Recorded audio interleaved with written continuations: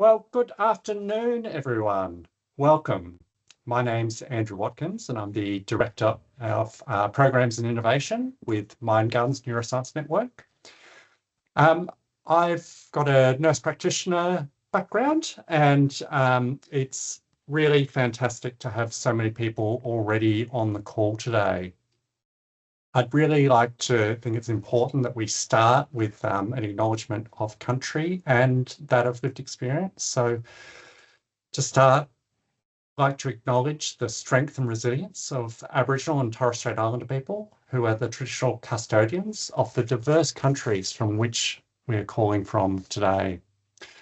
I'm privileged to be calling from the land of the Gubbi Gubbi people, and I pay my respects to elders past and present, and extend that respect to all Aboriginal and Torres Strait Islander people who might be present today.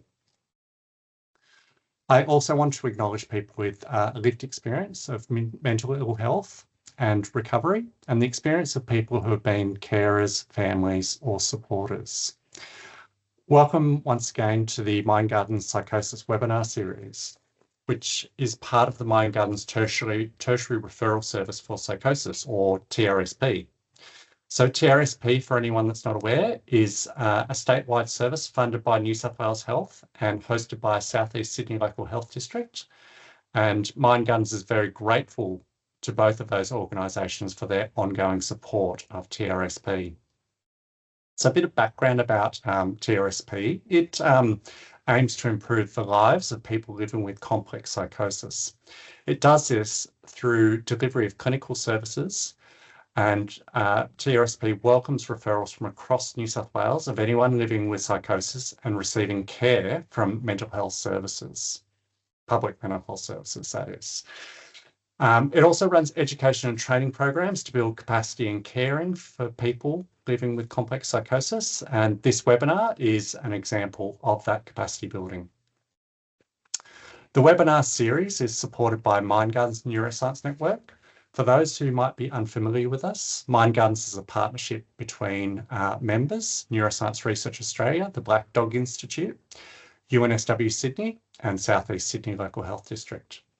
Mindgardens was established in 2019 to enhance the collaboration between the members, bringing together clinicians, researchers, health service administration, and people with lived experience to design, research, and quality improvement projects that can be translated into everyday practice, matching consumer priorities and making a real difference in people's lives. The Psychosis webinar series will run throughout 2025 on a monthly basis, so please look out for emails from Mindgardens, which will detail our future webinars that are all tailored towards clinicians. Little housekeeping for the rest of the webinar. You'll probably notice a couple of poll questions that go up, perhaps during my introduction or early in David's talk. But we would really appreciate you answering those questions. They are anonymous and they help us constantly improve these webinars. We also will have a Q&A session at the end with our guest speaker, David. So please pop any questions that you might have during the presentation into the Q&A box on the Teams page there, and we will endeavour to get through as many of those questions as possible. We also appreciate any feedback that you might have in the chat window or by email. So if your question, we don't get an opportunity to answer your question, or you'd like to share suggestions about future webinar topics, please email us at Mindgardens, that's contact@mindgardens.org.au. So this webinar will be recorded and distributed to all registered attendees within a couple of weeks, so please keep an eye out for that. Now that's all the introduction stuff out of the way, except for introducing today's guest speaker. Professor David Castle. David is currently a Professor of Psychiatry at the Centre for Mental Health Service Innovations at the University of Tasmania. His previous positions include inaugural Scientific Director of the Centre for Complex Interventions at the Centre for Addictions and Mental Health at the University of Toronto, and Professor of Psychiatry at St Vincent's Health and the University of Melbourne. Professor Castle's wide clinical and research interests include schizophrenia-related disorders, bipolar disorder, cannabis abuse, OCD spectrum disorders, and disorders of body image, including body dysmorphic disorder. He has published nearly 900 papers, yes, you heard that right, 900, and chapters, and over 25 books. He's a very busy man. He also has received a number of awards for his work, including the Ian Simpson Award, bestowed in 2015 by the RANZCP in recognition of outstanding contributions to clinical psychiatry as assessed through service to patients and the community. Please join me in welcoming Professor David Castle presenting Psychosis, Ethanol, THC, Mushrooms and Ice. And before I hand over to David, I cannot confirm the rumour that he is under the influence of all four currently. Over to you, David. Well, thanks, Andrew. And I was just going to check with you, actually, because I'm sure in your mind gardens you have numerous things planted, and you might go and check what's flourishing in the garden afterwards. So is the audio and visual all okay? Okay. So look, thanks so much for the opportunity. And there's quite a lot in this talk, and I'll try and link it all together. But if I move quite fast, you'll forgive me. It's just the time allocation which they gave me. I mean, you know, very ungenerous of the Mindgardens group. They gave me only 6 hours to talk in, and that's a big ask. So I'm going to go with the following theme. It's about psychosis, and essentially says that psychosis in and of itself is just something which the brain does, manufactures, and all of us have a vulnerability at some level to psychotic phenomena. And when I'm talking about psychosis in this context, I'm restricting myself essentially to positive psychotic symptoms, so-called. Those are delusions and hallucinations. I acknowledge, of course, that within the broader panoply of how the word psychosis is used, we would encompass negative symptoms, disorganization symptoms, cognitive symptoms, and so forth. But I'm going to leave those largely to one side and walk through a series of examples of disorders where psychosis can occur. I put to you, as I said, all of us have the propensity at some level to psychotic symptomatology, and that can be brought to the fore in any of us with certain stimuli. The most obvious would be a dopaminergic agonist stimulus, and a lot of the drugs of abuse, which we will discuss today, act largely through that. There's others which act through serotonin mechanisms, but you can also induce psychosis through things like sensory deprivation, for example, and that's well recognized.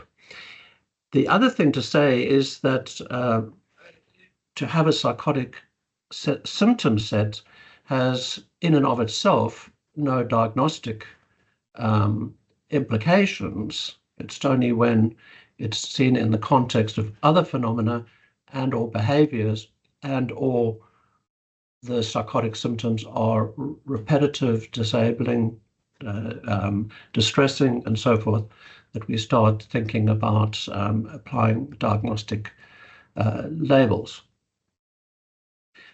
I will start with then, again, and if you want an analogy, I think a good one is epilepsy and epileptic seizures.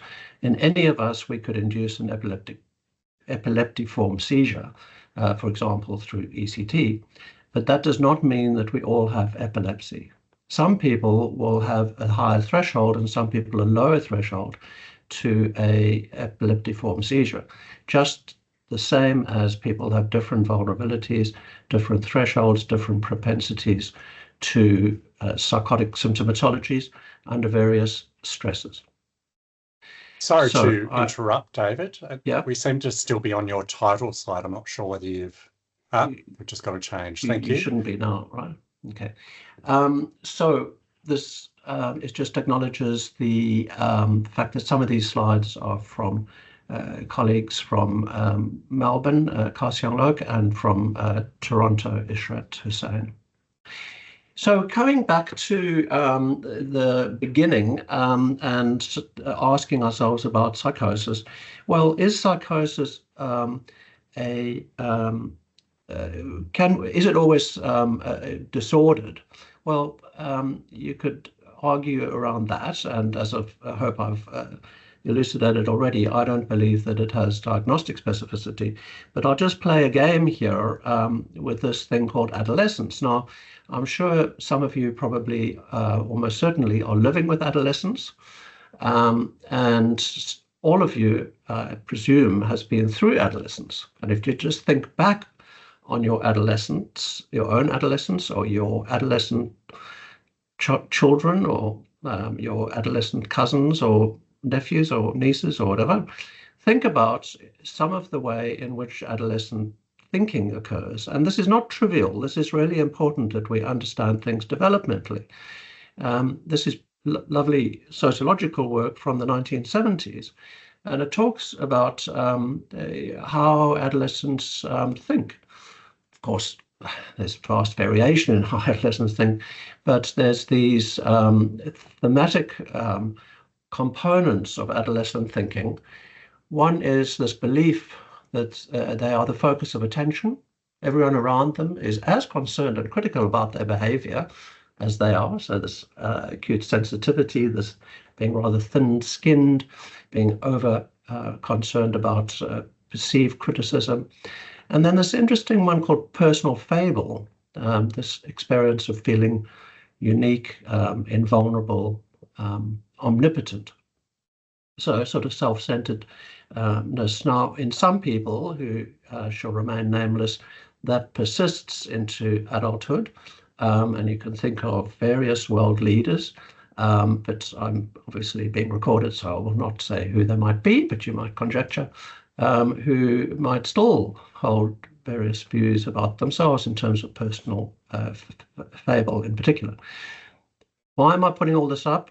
Well, because I'm going to start this intro as the grounds on which to make the assertions which I am going to make as we move forward. So I came to Australia about 30 years ago, and it was very nice, and I still like Australia very much. But this is sort of how people were, and pretty relaxed and on the beach. This is I lived in Western Australia, by the way. And then I started thinking, well, what is the drug of choice in Australia? And I was fascinated by this because I came from South Africa, by the UK, and there were different responses of government to drug availability in this time of our existence called COVID. So COVID, as you know, led to drastic shutdowns and isolation of individuals. But the government response to alcohol varied across the world.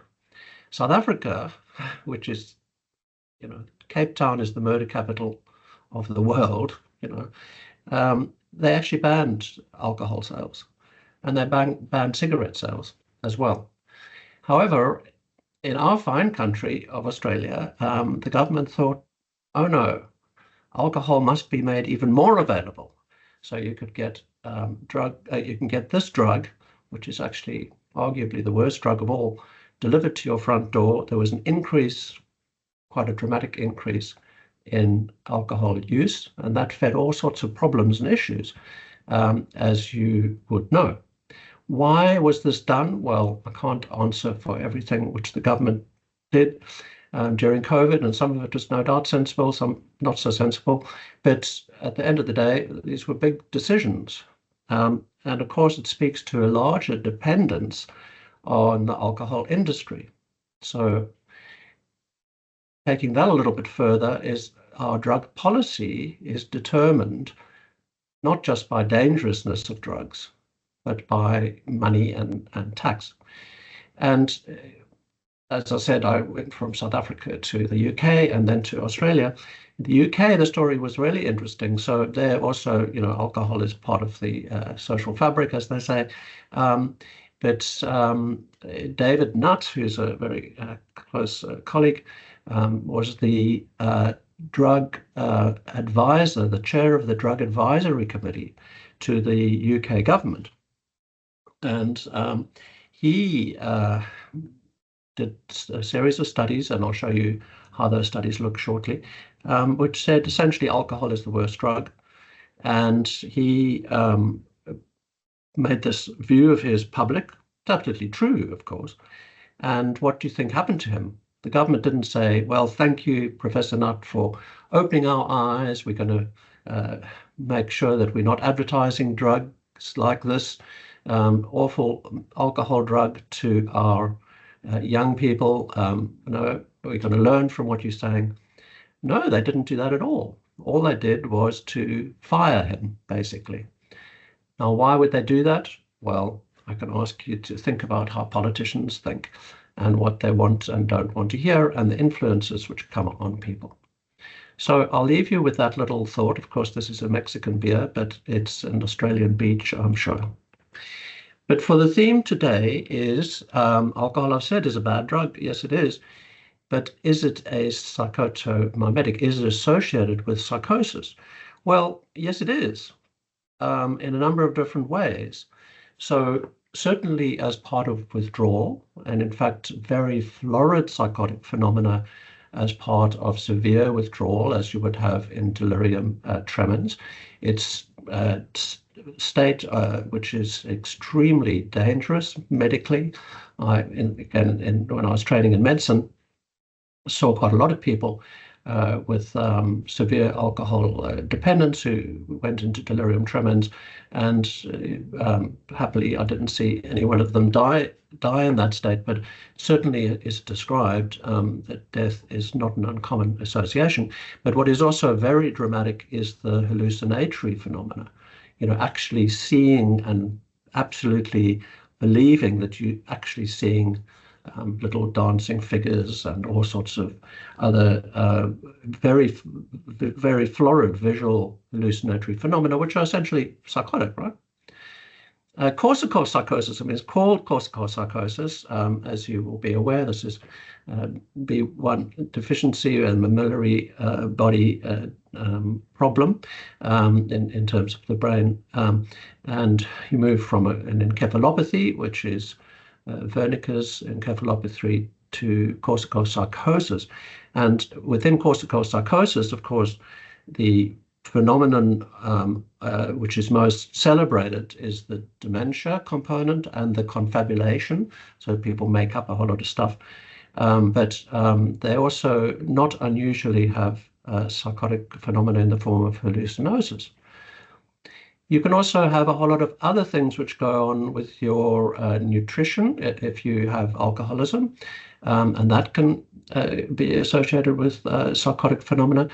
And then a very, very interesting and very dangerous condition called delusional jealousy. Now, for those of you who have not read a play by a chap called William Shakespeare called Othello, I would recommend that you do, because it gives a beautiful example of how delusional jealousy can evolve and the tragic outcomes associated with delusional jealousy. Of course, delusional jealousy does not happen just in people with alcohol use disorder. And in Othello, he wasn't using alcohol. He was being poisoned by Iago to believe that his wife Desdemona was unfaithful. And you will probably know that the outcome was that he killed her. So delusional jealousy, very, very dangerous, and is associated with alcohol. It's a psychotic state. Alcoholic hallucinosis is a fascinating phenomenon. I remember in my first year in psychiatry, I had a patient admitted with this. He was a man who had had a heavy drinking throughout his life, presented essentially with derogatory hallucinations, Otherwise good preservation of affect, no formal thought disorder, and he developed some psychotic phenomena of a delusional nature, which were congruent with his hallucinosis, but the hallucinosis was the predominant feature. And again, this is well described, is called alcoholic hallucinosis. If anybody's interested, there's a lovely couple of articles by a colleague called Ilana Glass, which is a great name for a drug and alcohol interested psychiatrist, on alcoholic hallucinosis. So, can alcohol cause psychosis? Sure can. What else can cause psychosis? Well, this is a New Zealand drink, an energy drink, and they've purloined the cannabis leaf, partly because it's quite an attractive leaf in terms of its fractal properties, and projects nicely, and no doubt they were using it to try and sell this, which they call a highly enjoyable magic potion. Actually doesn't have any cannabinoids in it at all, but does have stimulants, including caffeine. So these caffeine-laden drinks, do they cause psychosis? Well, actually, they can. So if you have enough of some of the energy drinks and you have a vulnerability, coming back to vulnerabilities again, a vulnerability to mood instability, which would meet criteria for bipolar disorder, you can actually precipitate manic episodes by too much caffeinated energy drinks and sleep disturbance, and then you can precipitate a psychotic episode. So even these can cause psychosis. But let's take the cannabis story a little bit further. So this has intrigued me for many years.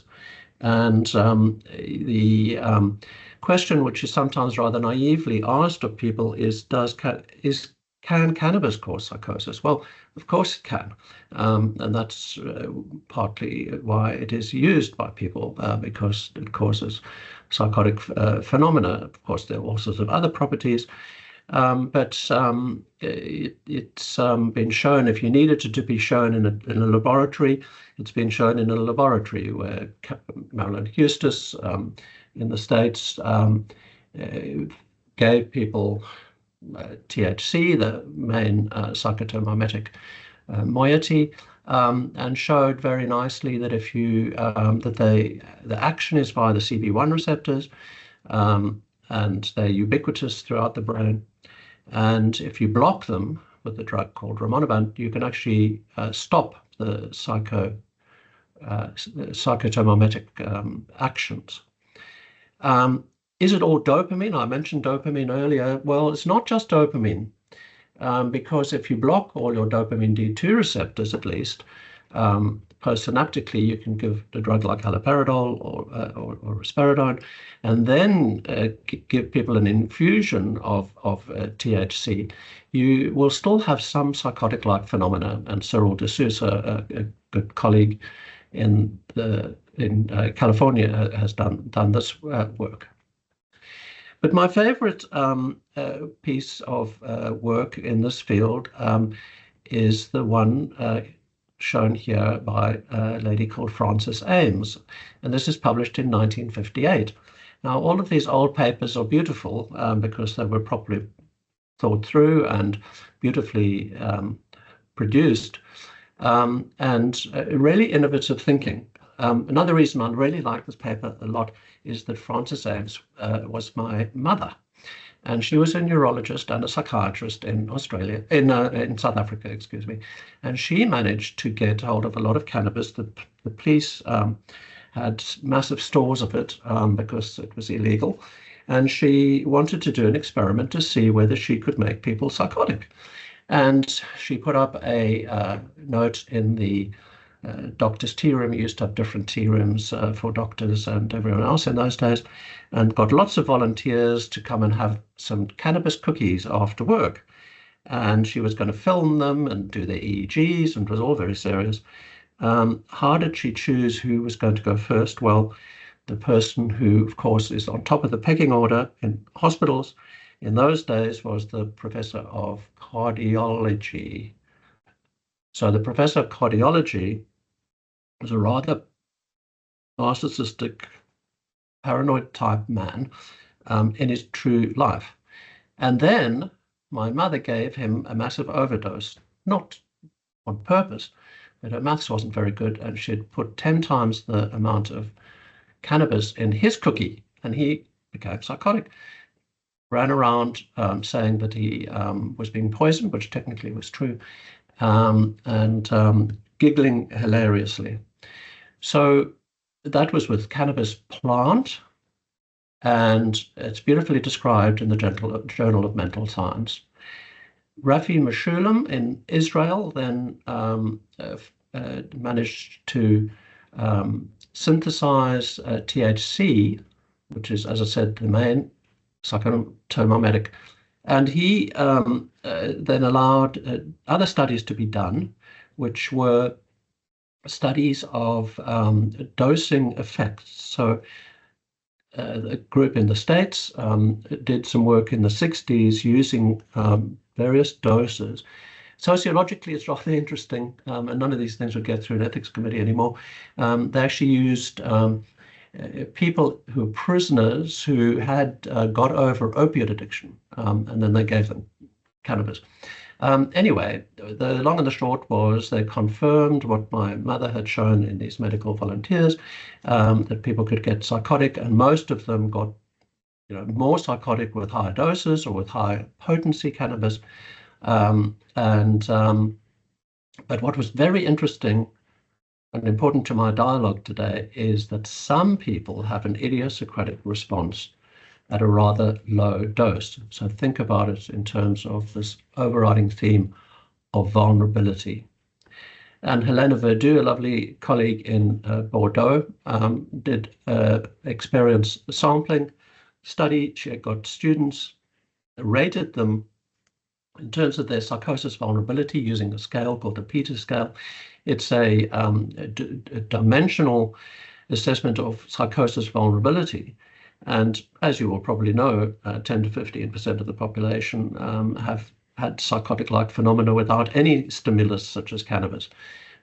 So if you took all of those people and you asked them just to report what was going on in their lives, and you'd send them a little message on their phone to, in fact, on their watch, to report whether they'd been using cannabis and how the effect was for them. She showed very nicely that those with higher psychosis proneness, they didn't have an illness like schizophrenia, they had more of a florid response to imbibing cannabis.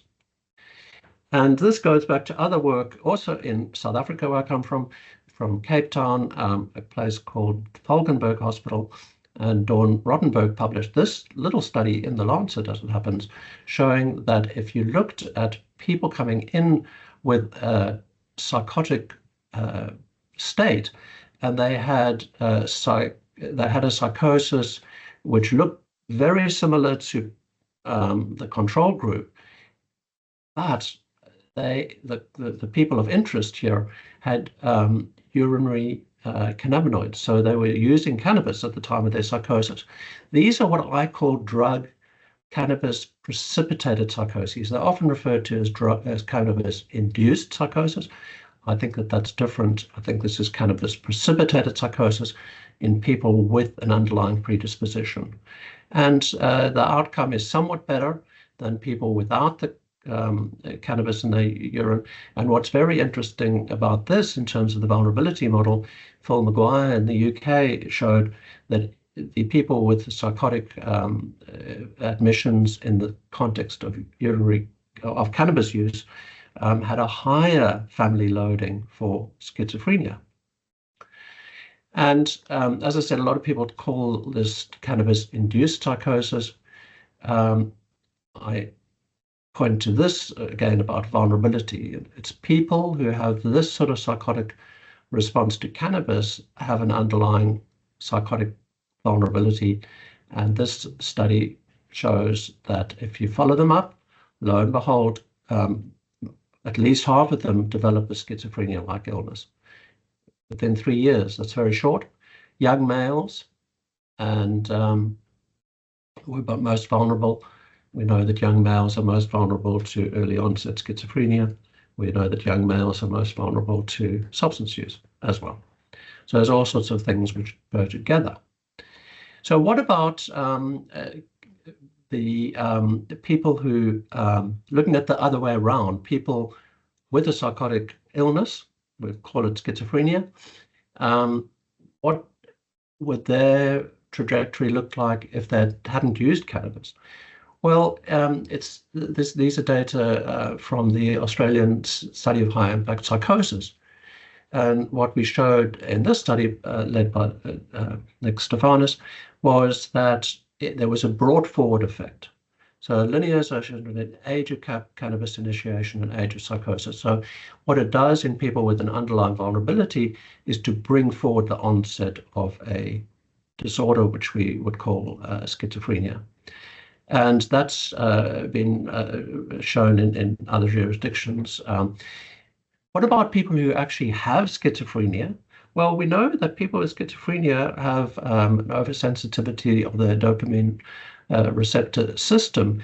And if they use cannabis or any other dopaminergic agent, they will become really very unwell. And this has been shown, again, in so-called chronic patients from Canada, and also from Don Linson in Holland in early psychosis. So the message about people with schizophrenia, or indeed with a psychosis proneness, that's like family history of schizophrenia, or a or other risk factors for schizophrenia, they really need to avoid cannabis like the plague. Just to finish off on the cannabis story, for those of you who have ever been to Cape Town, it is the murder capital of the world, but it's also the most beautiful natural setting of any city in the world. And I'm showing this because this is an image which comes, a photograph taken from Falkenberg Hospital, which is the mental health facility where Dawn Rottenberg did her study. And to close the circle on the story about my mother, she had this love affair with cannabis, and she did all these early experiments. And then she insisted that her ashes were strewn along the Lisbech River, which is this river, with hemp seeds. So if you look carefully here, you will probably see cannabis which contains some of my mother. A bit weird, I know, but anyway, interesting. So let's move on and come back to Australia. So we are seeing here a very interesting and somewhat controversial so-called renaissance of psychedelic medicine. Now, as you will be aware, the use of psychedelics has gone back thousands of years, has been used in the Amazon jungle in the form of ayahuasca. For example, the peyote cactus was used in Mexico in way back, and came to sort of Western culture through the manufacture of LSD by Hoffman in Europe, and then got picked up and was starting to be used extensively in some quarters in the US and in Canada. Again, quite a lot of work was done in Canada in this, and showing really quite nice effects in terms of the amelioration of certain mental health maladies, and also, interestingly, addictions. Now, the problem was that it got all a bit out of hand, and there were people like Timothy Leary, Ken Kesey. These people were promulgated, sort of actively promoting And it all became part of that sort of 60s culture, if you like. Many things to enjoy about it, but there was a man called Richard Nixon who didn't like it at all, and managed to stop basically the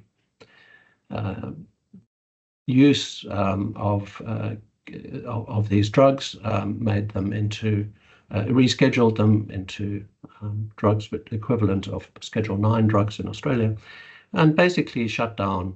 It wasn't just Nixon, and it wasn't as simple as that, but there's a whole lot of political reasons why these drugs were prohibited, basically. And it all came back relatively recently. So in the 90s, in various places in the States, notably Johns Hopkins in Baltimore, they started doing some studies as to whether this would help people with the existential crisis of death. So people with in palliative care largely, and showed actually that it could have very useful beneficial effects for some people. Now, do psychedelics help some people with mental health problems and addictions? Undoubtedly, yes. Has the hype been justified? Well, no, hype is never justified. And we saw this in Australia. Certain groups were really trying to push this as the answer to everything. Of course, it's not, but it has an important place. And this is psychosis through another means. This is essentially serotonergic. So the true psychedelics, here the peyote cactus, the psilocybin mushroom, dock onto the 5-HT2A receptor in the brain and cause a psychotic-like set of phenomena. I've added there MDMA. That's actually not a psychedelic as such. It's a stimulant, enactogen, entactogen, empathogen. So it's rather different. But these are the psychological effects of the psychedelics. I'm not putting these up in a promotional way, by the way. For those of you who wish to experience these things, I will not go on the record as saying you should all try, but it does look rather enticing, doesn't it? I mean, look at all of this stuff: social closeness, empathy.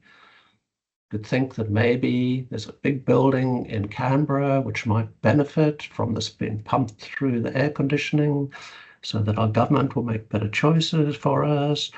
But that's getting political, which of course I would never dream of. Profound mystical experience, profound. People describe these as being the most profound thing that ever happened to them, including childbirth, being equivalent to childbirth. But look at the bottom: derealization, depersonalization, panic, dysphoria, paranoia, hallucinations. So sure can cause psychosis. I'm going to skip forward, but have to show a pretty picture of a brain with bits lighted up. There's a whole discourse about the default mode network and how the default mode network is shut down so that the brain can open up to the experiences and the experience of the dosing, as well as psychotherapy, which is the wraparound.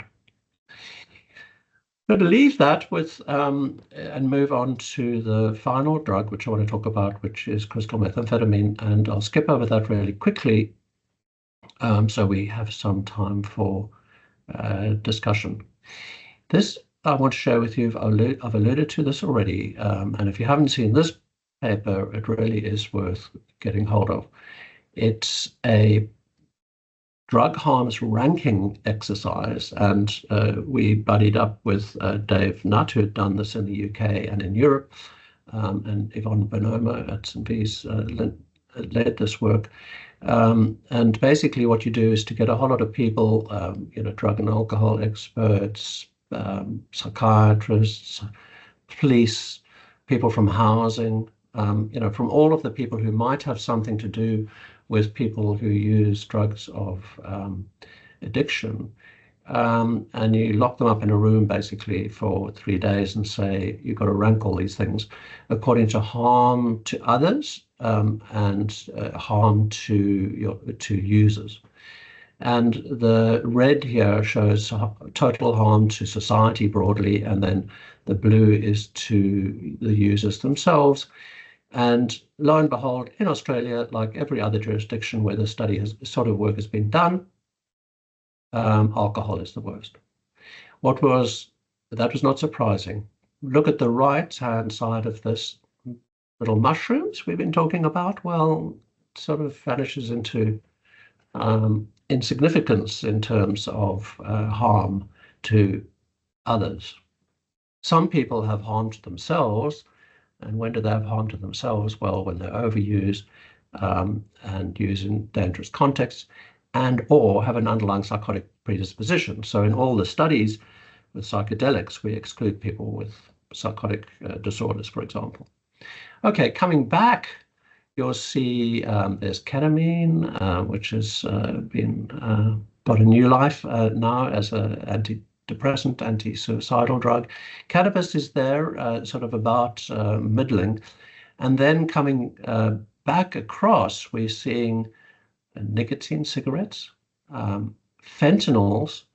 Now, fentanyls are not that much used here in Australia, but in North America, of course, they are massively. And you can see there, the users are punished for fentanyl because it has such a narrow window for respiratory depression and death. And then heroin, and then Australia, crystal meth.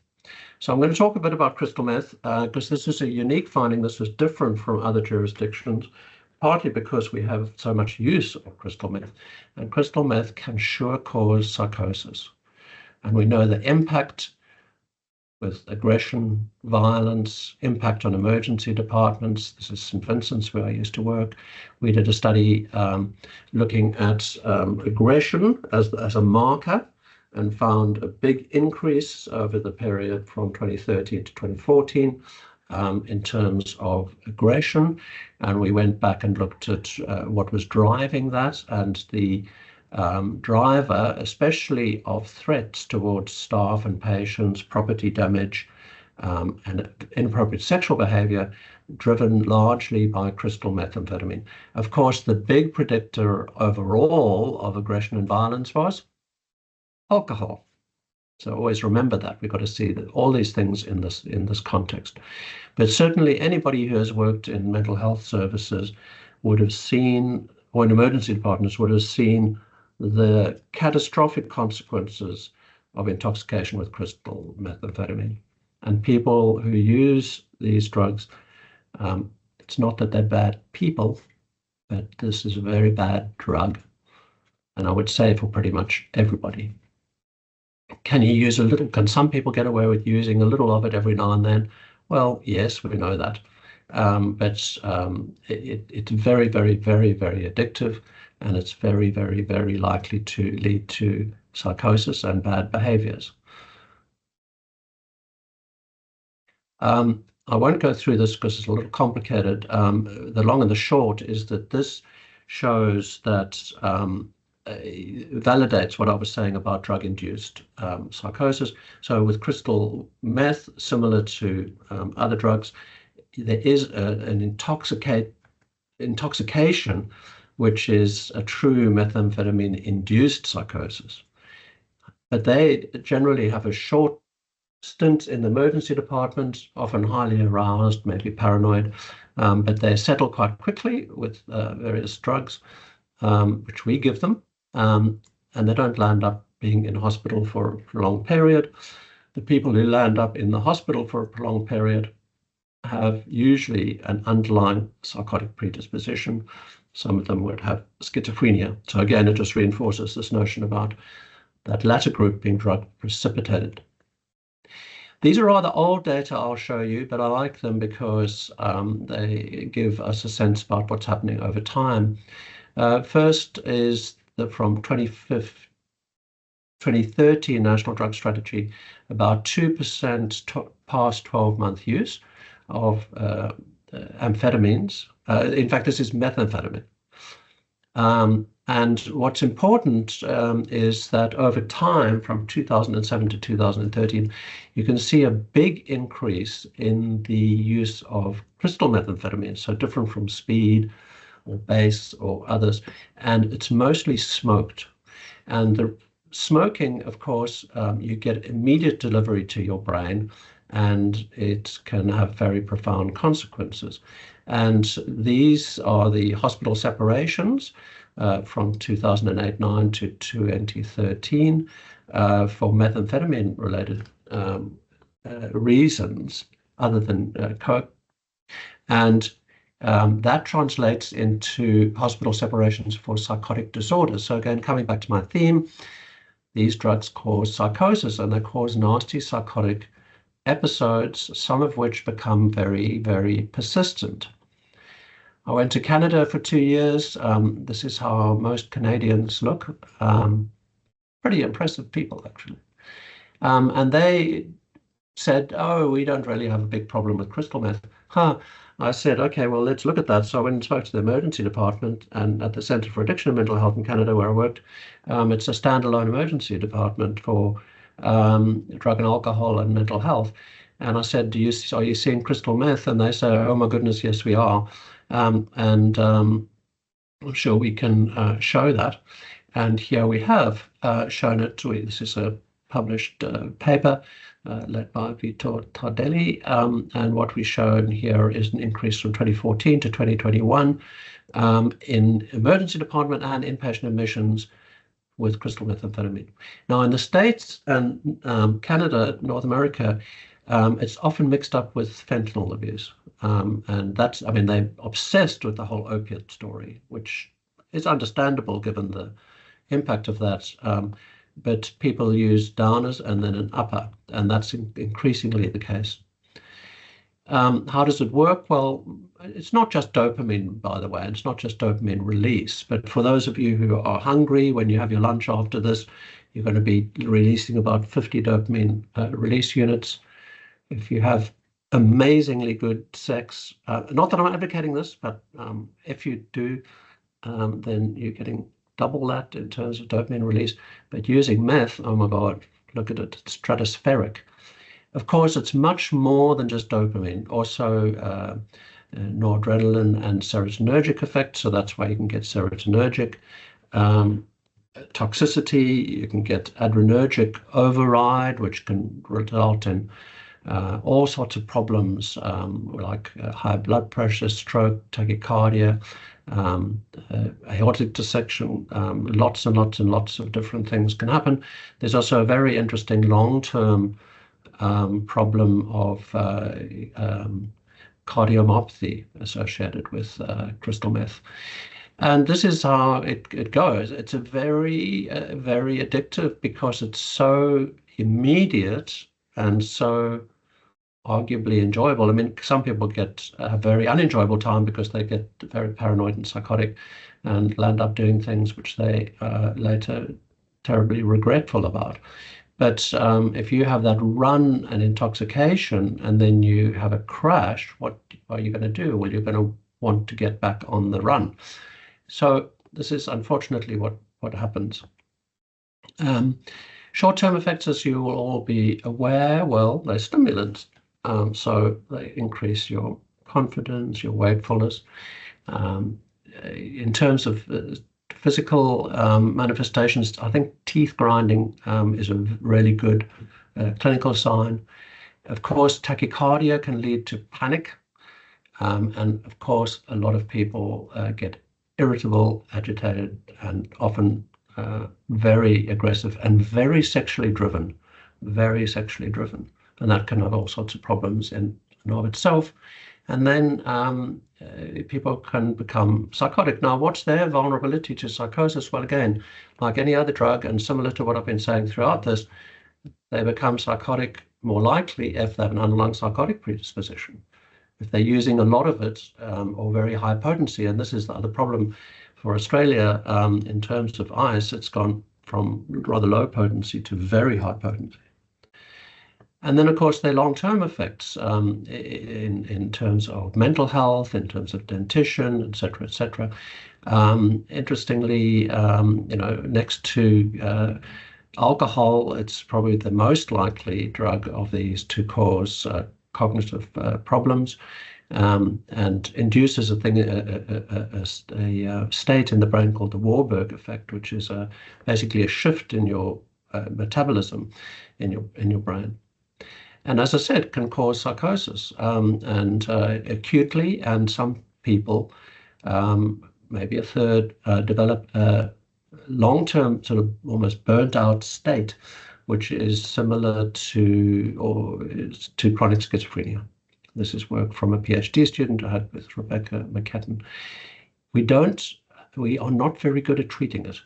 Unfortunately, we have these approaches. So started at St. Vincent's under Yvonne Bonomo and others, using acceptance commitment type therapy, seems to really engage women, especially if you think about acceptance commitment therapy, it's about values. So the women were motivated to follow the value of getting their kids back, because they'd often been removed.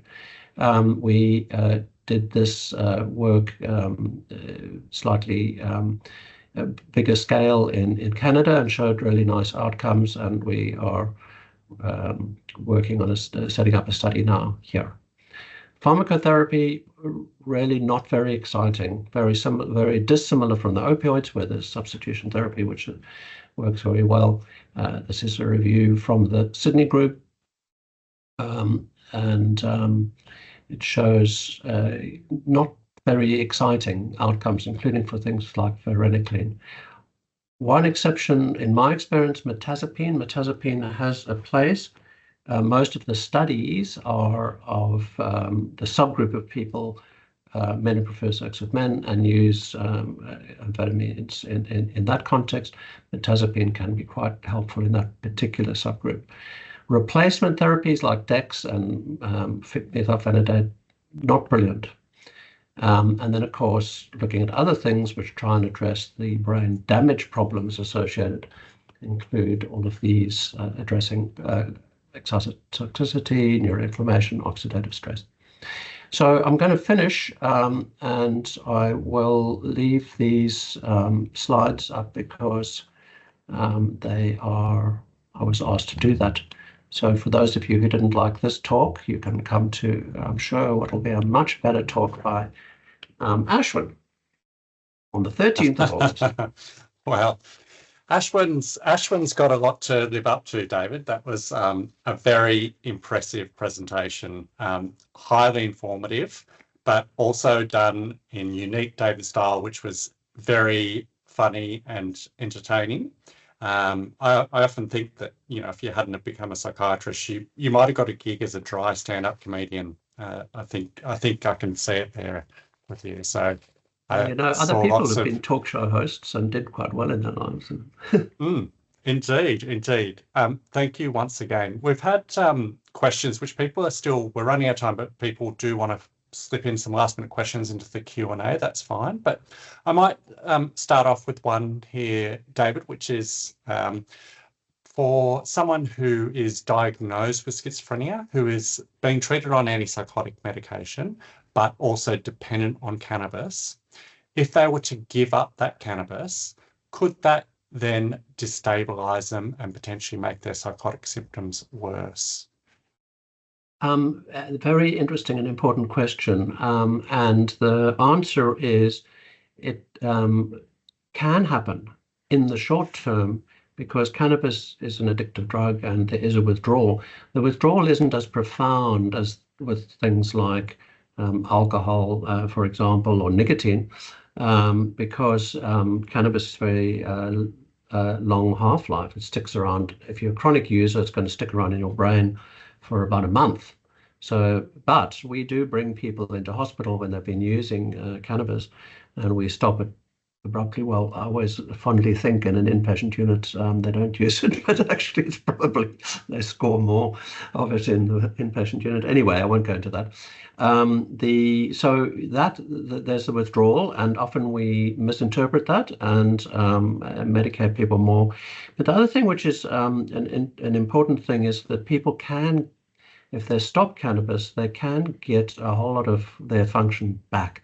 Unlike alcohol, well, some extent it happens with alcohol, some extent with crystal, but not to the same degree. Cannabis, once it washes out of your brain, it doesn't cause massive lasting damage. So it's definitely worth doing and addresses all of those things like apathy and the apathetic amotivational syndrome, which just makes negative symptoms worse, right?